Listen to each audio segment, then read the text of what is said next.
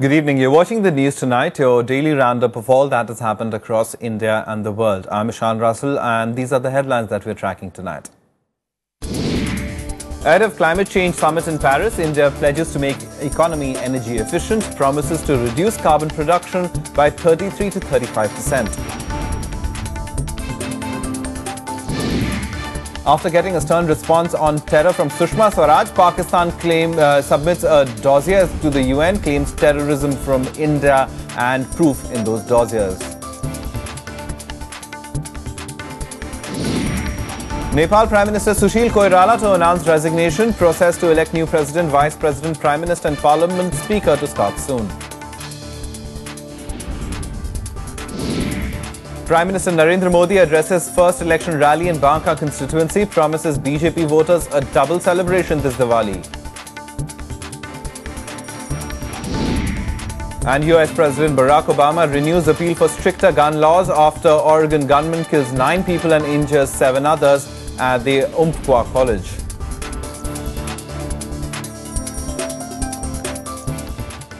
Our top story this evening, India has pledged to make its economy more energy efficient and cut its carbon emissions. This is over a 75% jump over India's present voluntary commitment. The plan was unveiled in the climate change policy statement released Thursday night. Here are the details. Come 2030, and India will have reduced its carbon production per unit of GDP by 33 to 35%. In the intended nationally determined contributions or INDCs released Thursday, the Union Environment Ministry also pledges to make the economy more energy efficient. हमारी ऊर्जा की खपत विकास के तुलना में अब जो 20% कम कर रहे हैं 2020 तक, वो अब 35% कम करेंगे, यानी 75% की छलांग लगाएंगे हमारे लक्ष्य में। ये बहुत ही एक महत्वाकांक्षी टारगेट है।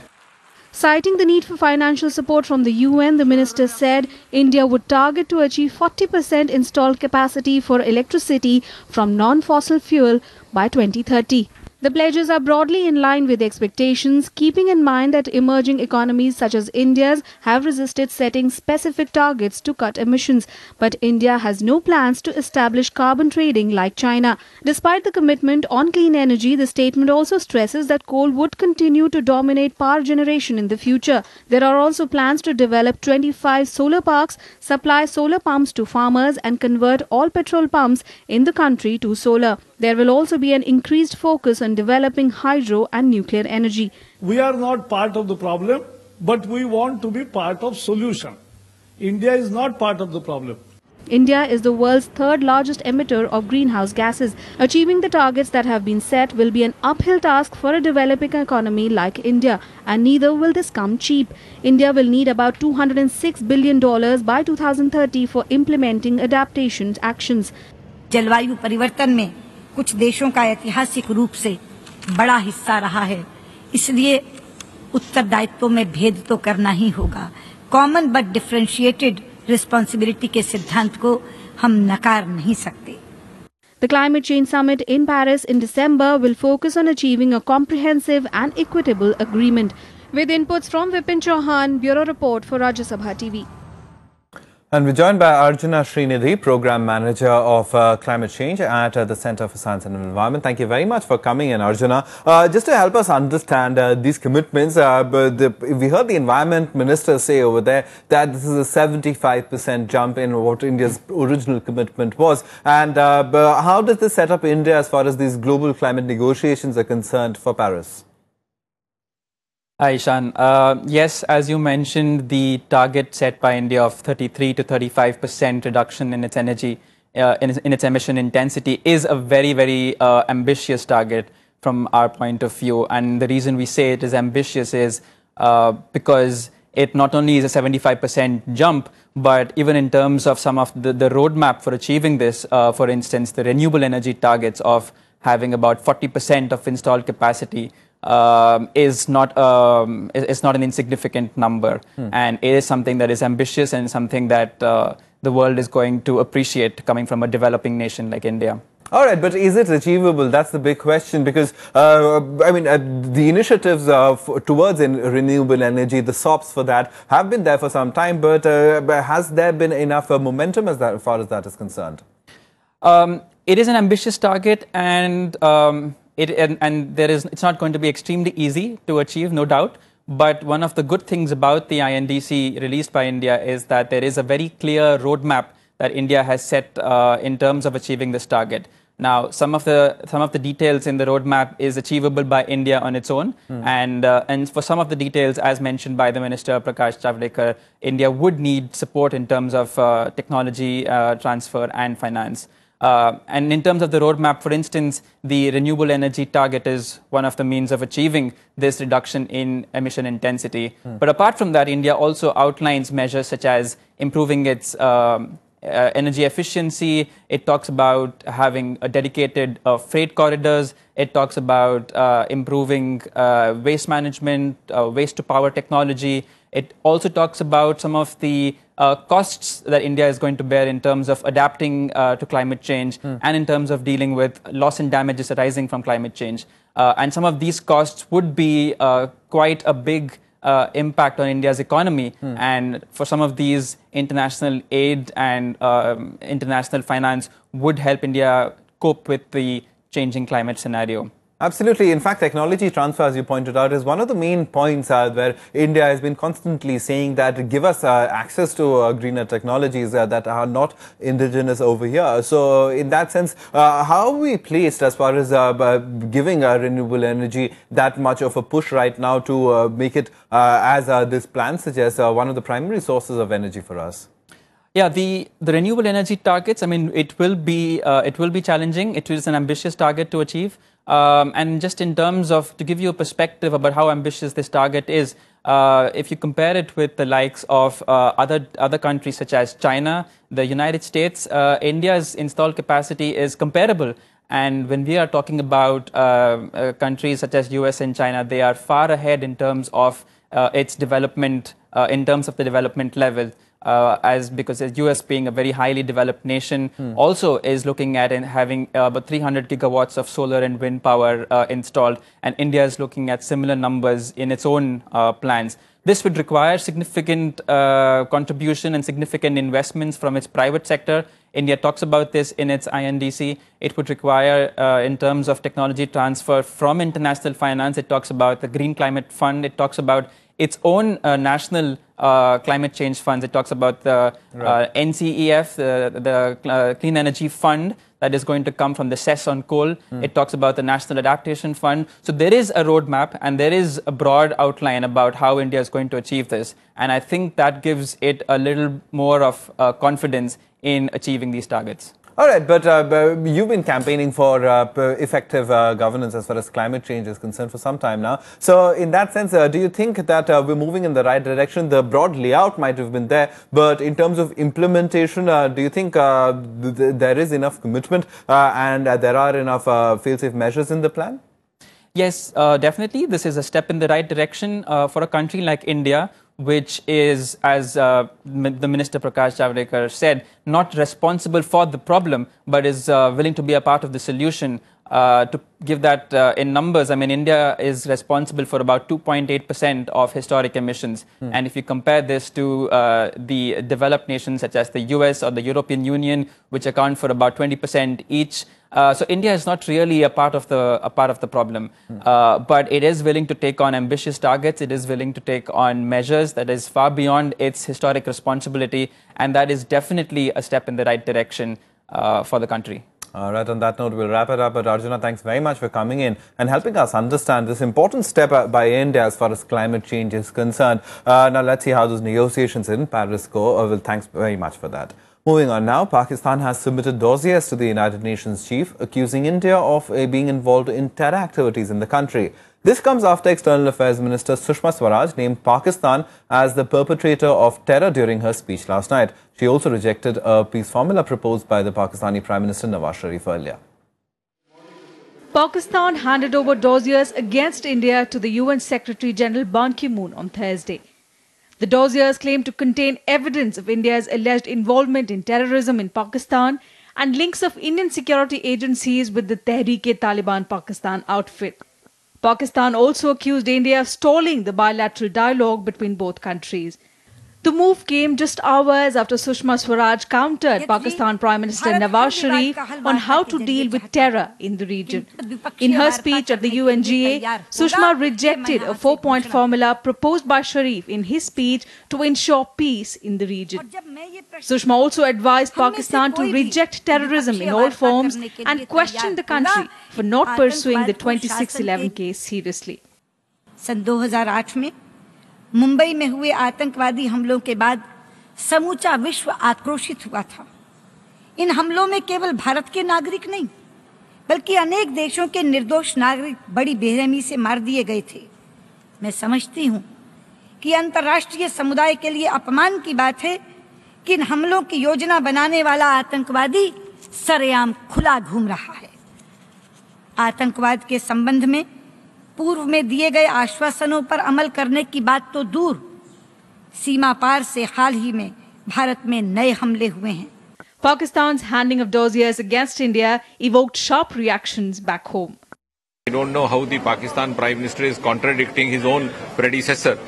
The Shimla Agreement was signed by the then Prime Minister of Pakistan, Mr. Zulfikar Ali Bhutto, and the foreign policy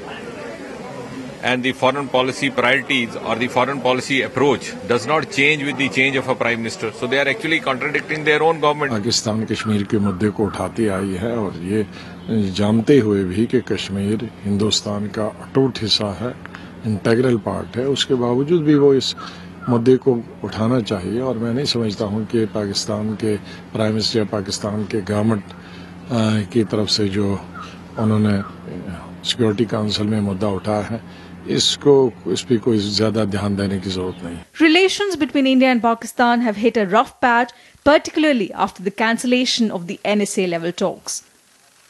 Bureau Report, Rajya Sabha TV. Nepal Prime Minister Sushil Koirala today announced his resignation to make way for the selection of his successor as per the newly framed constitution. In his valedictory speech in Parliament, he said he would ask the President to initiate the process soon to end the crisis that has gripped the country. Nepal Prime Minister Sushil Koirala has paved the way for what could lead to the end of the ongoing crisis in the country. He stepped down on Friday to initiate the process to elect his successor. Making a farewell speech in Parliament, Koirala urged the agitating parties to meet and resolve the crisis surrounding the new constitution. Communist leader Khadga Prasad Sharma Oli of the Unified Marxist-Leninist Party is tipped to become the next Prime Minister. He also urged India to respect its sovereignty. किसी को भी अधिकारों से वंचित नहीं करेंगे, होने नहीं देंगे। नेपाल छोटा देश है और भारत से अनुचित बातों पर उलझना नेपाल के हित में भी नहीं है। बस हमारा रिक्वेस्ट है, नेपाल छोटा है, मैंने पहले भी कहा, देश छोटा हो सकता है, सोवरेंटी छोटा नहीं होता। इसको सम्मान करें। Meanwhile, the crisis in Nepal has gone from bad to worse with continuing agitations. Hundreds of trucks carrying fuel and food remain stranded on the Indian side of the border due to protests by the Madheshi community. Bureau Report, Rajya Sabha TV. Well, time for a quick break right now. On the other side, we'll talk about the Bihar elections. We'll bring you all the big ticket campaign trails in that state. RSTV catches up with JDU President Vashisht Narayan Singh to analyze the prospects of the Grand Alliance.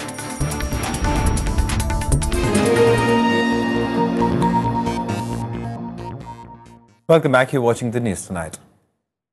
Now, Prime Minister Narendra Modi led the charge for his party in the Banka constituency today, expressing confidence that the BJP will win. Modi assured that he will remain with the state every step of the way towards its development.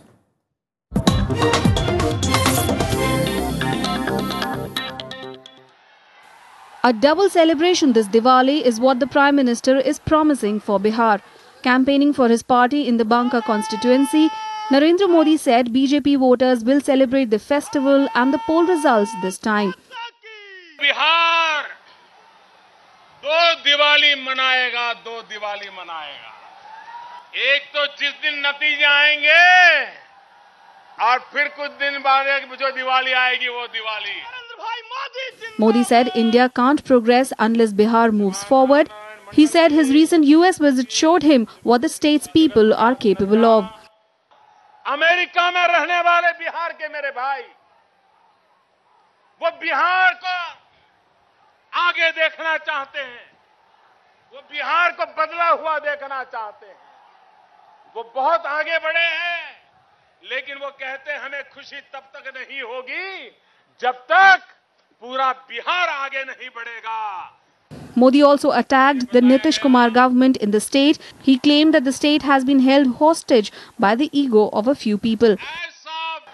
मुझे तो चिंता है कि मैं 1,65,000 करोड़ रुपया देने का तय करूं तो भी शायद इनका अहंकार इतना होगा वो तो घोषणा कर देंगे हमें नहीं चाहिए, मोदी का पैसा नहीं चाहिए। अरे ये पैसा मोदी का नहीं है, ये बिहार की जनता के हक का पैसा है। Stating that India's progress is not possible without the progress of Bihar, the Prime Minister said the central government had opened its coffers for the state's progress. Banka is the first place that Modi chose to campaign in for the BJP after the Election Commission announced the poll dates for the state. Bureau Report, Rajya Sabha TV. And on the other side, Bihar Chief Minister Nitish Kumar addressed a rally in Samastipur today, calling for a united front against the BJP. He alleged the party had given tickets to people with criminal antecedents. सारे उम्मीदवारों का नाम एक साथ महागठबंधन के उम्मीदवार के तौर पर घोषित किया गया। यह है महागठबंधन में एकता और मजबूती। और दूसरी तरफ बीजेपी का गठबंधन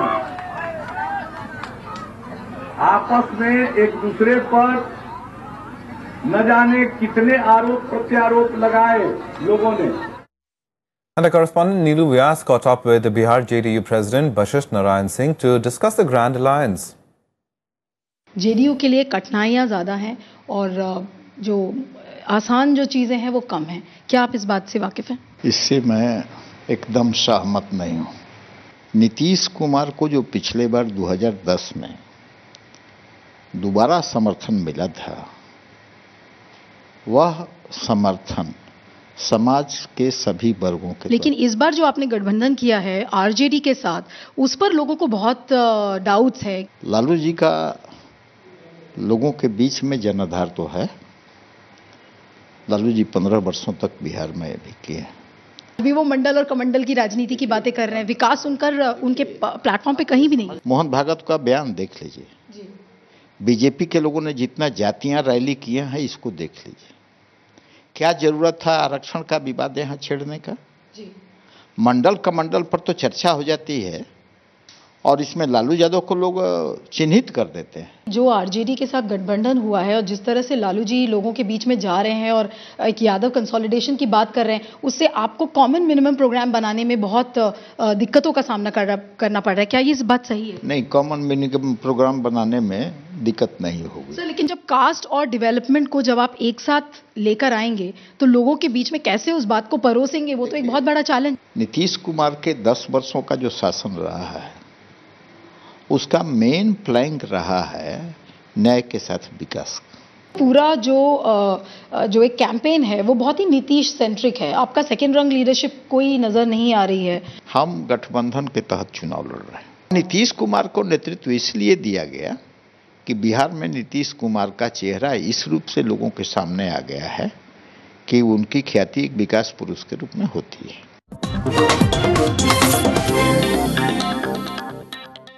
Let's now get you some more national news updates nationwide.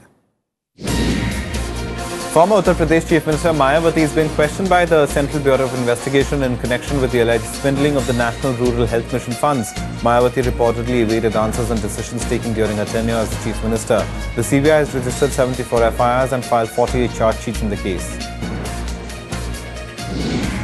Former Prime Minister Manmohan Singh has told the CBI that he had neither promised nor given any assurance to Kumar Mangalam Birla's firm Hindalco about allocating them the Talabira coal block in Odisha. Singh, who also held the coal ministry portfolio in 2005, had been summoned as an accused in the coal scam case. 7 Indian fishermen were arrested by the Sri Lankan naval personnel today for allegedly crossing the international maritime boundary line and fishing in Lankan waters. Their GPRS equipment and fishing nets have been seized. The All India Motor Transport Congress continued its nationwide strike against the present toll system for the second consecutive day today. Supply of goods to various parts of the country has been disrupted. The government has, however, refused to scrap the toll collection system. Well, time for us to take another quick break. On the other side, all the international news. Russia denies reports that its airstrikes in Syria are targeting President Assad's opposition instead of the Islamic State. More on that on the other side.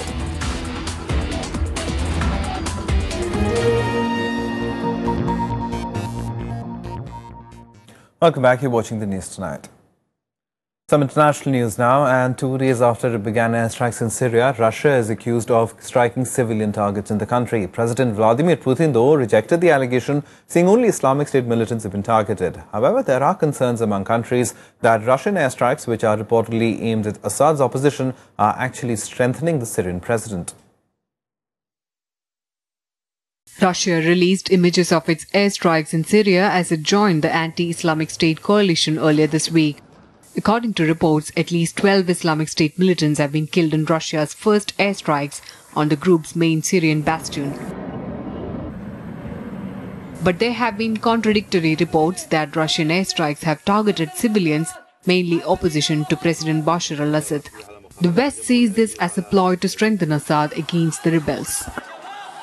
The effect of these kinds of indiscriminate airstrikes essentially drives what would otherwise be moderate elements of the Sunni opposition to Assad into the arms of extremists, creating an extremist problem, or I guess I should say exacerbating an extremist problem for Russia inside of Syria. But Russian President Vladimir Putin rejected the allegations.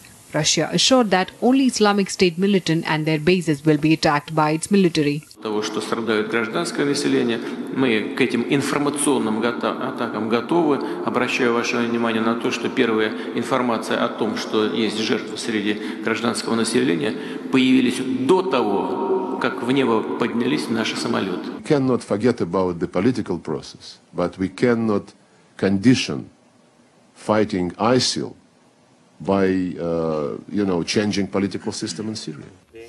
Russia's defense ministry said that over the past 24 hours, it had damaged or destroyed 12 targets in Syria belonging to the Islamic State, including a command center and ammunition depots. It has estimated the airstrike campaign in Syria could last 3 to 4 months. Bureau Report, Rajya Sabha TV. Now, at least 9 people were killed and 7 others were injured when a gunman opened fire at the Umpqua College in Oregon in the United States. The gunman was killed in the police shootout that followed. Hours after the horrific incident, US President Barack Obama appealed for stricter gun laws in the country. Yet another burst of gun violence in the US. The Umpqua College in Oregon is still in shock after a 26-year-old went on a shooting spree on Thursday, opening fire in a classroom full of screaming students. The father of one of the victims said that the gunman singled out Christians and shot them. The gunman shot her. I did not see the gunman, but I witnessed her getting shot. And so at this point, everyone's also everyone's more panicked as it is already. It's going to take some time for some healing, to say the least. The gunman, identified as Chris Harper Mercer, was killed in the police shootout that followed. Police officials are questioning his family and neighbors to piece together the motive behind the killings. Reports suggest that Mercer was born in the UK and moved to the US as a young boy. The suspect's father says he is just shocked like everybody else. I am just as shocked as everybody at what happened today. I've just been talking to the police and the FBI. All I ask is please just respect our privacy. So far you've done that. So. The law enforcement investigation into the shooter and into his motivation is ongoing. We are not ready at this time to make any comments about him. Reunification continues at the Douglas County Fairgrounds. Once again, a visibly frustrated US president pleaded for a change in gun laws. US Democratic presidential frontrunner Hillary Clinton also stressed on the need for a political will to enforce sensible gun control laws. Somehow this has become routine. The reporting is routine. My response here at this podium ends up being routine. The conversation in the aftermath of it, we've become numb to this. We talked about this after Columbine and Blacksburg, after Tucson, after Newtown, after Aurora, after Charleston. And what's become routine, of course, is the response of those who oppose any kind of common sense gun legislation. The massacre is the latest in a series of mass shootings in the US college campuses, movie theaters, military bases and churches recently. Hundreds gathered at Oregon for a candlelight vigil for the victims. Bureau Report, Rajya Sabha TV. And here's a wrap of all the international news and global buzz. A US C-130 military transport plane crashed at an airfield in Afghanistan, killing all 11 people on board, including 6 US soldiers. NATO has not yet confirmed the cause of the crash. The Taliban regularly claims to shoot down military aircraft, though. Afghan troops recaptured the center of Kunduz amid fierce clashes with Taliban militants 3 days after the losing the provincial capital. Clashes and street battles continued between Afghan troops and the Taliban militants in the early hours on Friday. Paris prosecutors have launched a preliminary investigation into the possible fraud over the pollution cheating software installed in diesel engines by Volkswagen. The investigation was opened following information received from an elected official and also from a public statement about the scandal. Volkswagen has admitted that 11 million vehicles worldwide are equipped with software that dupes pollution checks. Time now for all the sports action and sports beat. Apathy towards sports persons hit a new low after 28 Indian para-athletes were made to spend the night in the pavement. Apathy towards Sports Minister Sonowal has ordered an inquiry into the incident. The top-seeded Indo-Swiss duo of Sania Mirza and Martina Hingis reached the semi-final of the Wuhan Open. They eased past their fifth-seeded opponents of US Raquel Kops-Jones and Abigail Spears 6-2, 6-2 in the quarterfinals. Argentina continued to lead the men's football ranking in the latest FIFA World Rankings. Argentina were runners-up in the World Cup last year and Copa America in July. World champions Germany narrowed the gap to just 18 points as they overtook Belgium in second place. However, Brazil slipped to the 7th position after a poor show in major tournaments. Liverpool's stuttering start to the Europa League campaign continues as they were held to a 1-1 draw by Sion. Adam Lallana gave Liverpool a lead in the 4th minute, but the Swiss side equalised in the 17th minute. This was Liverpool's second consecutive draw in Group B. Well, that's the news tonight. Good night.